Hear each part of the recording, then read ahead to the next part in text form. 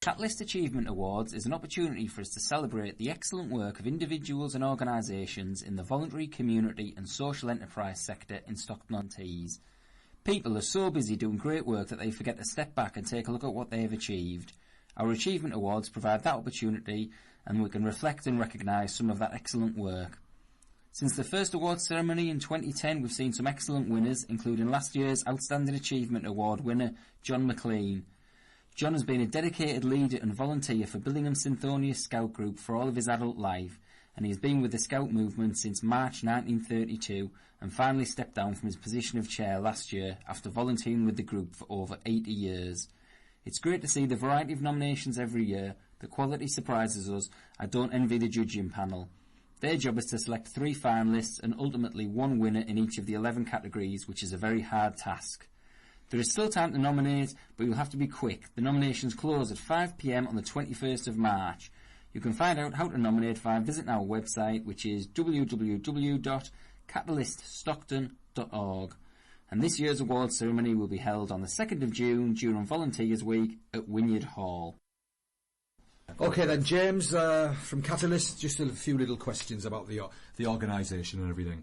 So who kick-started Catalyst in the first place then? Oh, now then, Catalyst... Or how long's it been going? Yeah, Catalyst have been in existence for, I think it will be 8 years now. Right.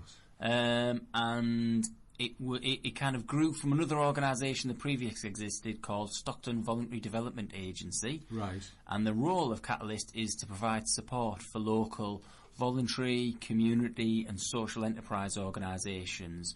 So that could be a large charity that you might know from the kind of national press, somebody like British Red Cross, British Heart Foundation. Could be a local large charity, somebody like the Five Lamps, Daisy Chain, somebody such as that, through to organisations that might have 1 or 2 paid workers, but the vast majority of our work we do is with the grassroots voluntary community sector organisations, those that are purely voluntary driven and come together for a particular passion or an aim and objective of improving an area or raising awareness around specific issues. Brilliant. One thing I was noticing when I was reading the website, it's very diverse, the different people, organisations you work with. Yes. Which is a great thing. Certainly, believe it or not, within the Stockton Borough, we've got around about 850 different organisations registered with us, which are all out there, all doing something positive in the community, which is fantastic if you think that there's that much going on beneath the surface that people aren't actually aware of. In little Stockton-on-Tees and the surrounding areas. Yep, really good stuff. It must keep you people really busy. Just somewhat, yeah, we are somewhat busy, hence the reason I was a little bit late for this interview, but yes, we are a little bit busy, but good stuff. A lot of liaising, yeah? Yeah, we do, and we find quite often at Catalyst we have a bit of a role almost as a middleman or a bridge between those voluntary and community organisations and some of the local public services, whether that's Stockton Borough Council or whether it's the Clinical Commissioning Group or other agencies and organisations like the police. Quite often we're a bit of a middleman. Liaise with we liaise really closely with like those, and sometimes, although this side of the work's a little bit more boring, we'll take on that strategic kind of viewpoint for the voluntary community sector, so we'll go along to some of the more strategic meetings around the borough and we'll speak up on behalf of the full voluntary community sector, and we'll equally then make sure we feed that back to all the organisations that we're representing. So you're like mainly the voice for all these different voluntary organisations? We are, in a sense, almost to get them kick-started. We do. To put them on a good road to bigger and better things. Really. Yeah, exactly. We do a lot of what we would call capacity building work, which is around working with organisations, strengthening them, making sure they've got the right kind of governance that they need, that they're sustainable, that they're forward thinking. But equally it is around providing those organisations with a platform, to have their voice heard, and interestingly my actual job title here is Stockton Voice Officer, so that says enough about that. But also we offer plenty of opportunities for those organisations to come together, to network, to talk about what they're up to exchange best practice, to do informal partnership working, and loads of positive opportunities. Great. The award ceremonies are coming up. This is the annual event, no? Yeah. In Wynyard Hall? We do. We've got the Catalyst Achievement Awards coming up in early June. And there's quite a lot of diversity within the different awards as well that are there. It's the one event actually on an annual basis that's fantastic to go along to because it's so positive. It's great to see all these organisations that have been doing such positive work out in the community. and it's their chance, I suppose, to have a little bit of recognition, because a lot of these organisations do the work they do not because they want the recognition, not because they want a gold star, out of but the just love. because it's out the love and the passion, and it's things that are really important to them.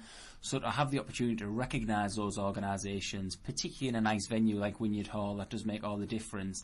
It's always a great evening, and I mean, just a very just a bit of recognition for all the nice people out there. It is, and it's certainly good to see, and we get lots of, obviously, one quick plug actually, the nominations close this Friday, so at the moment we're in our nominations period. So you're all hectic and deciding kind of who are the nominees going to be. We are, and what we do, we don't nominate anybody ourselves here at Catalyst. We leave that to other individuals in the community. So quite often what you'll get is organisations will nominate other organisations for their good work, and then we put together an independent judging panel again who make the decision of who should win each of the categories.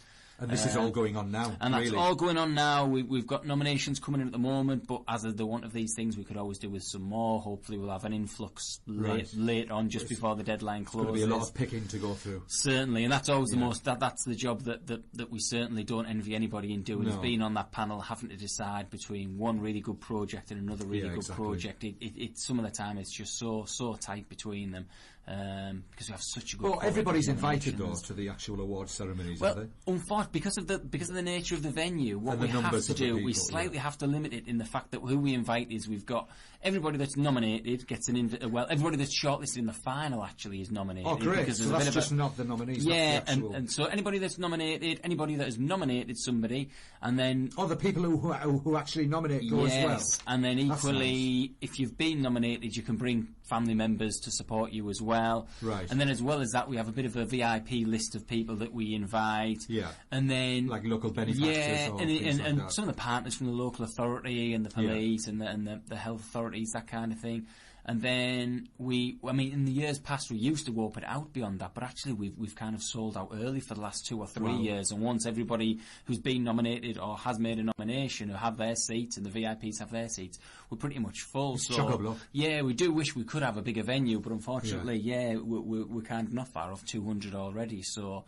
But it's a great event, and we usually have a little bit of entertainment on the evening from some local voluntary sector organisations, whether that's musicians we've had in the past or other acts, storytellers, that kind of thing. Brilliant. So it's all really positive. Hey, well, that's really good, James. Just the last question really was I was thinking, these days society and things like that, it's the likes of Catalyst are probably needed more and more, no? In my opinion. Yeah, just to help all the different organisations out there to pull together. And I would certainly say so, without getting too political about it. But I'd say people aren't really living on cloud nine these days. No, it's interesting. I think the voluntary sector, obviously, who we support at Catalyst, is always the role of the voluntary sector in a sense is to plug gaps that appear and to support people that need support and that aren't being supported elsewhere. You guys are probably busier than ever. Yeah, as a result of the kind of climate we're living in at the moment, we're doing more and more of that, and we're seeing more organisations sprouting up. We're seeing other organisations kind of diversifying and looking at different ways they can deliver their services.